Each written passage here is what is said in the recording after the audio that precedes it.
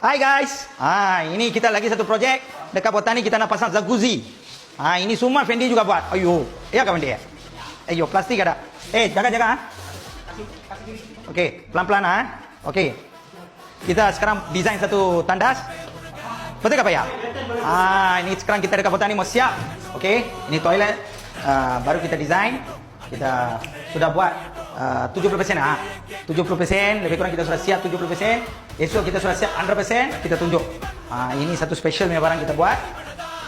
Ini air. Waterfall pun boleh. Ini baru saya first time buat ini barang. Tapi sudah jadi juga. Betul tak Fendi? Ini Fendi juga pasang. Ini shower. Ini mau mandi dengan waterfall. Yang ini.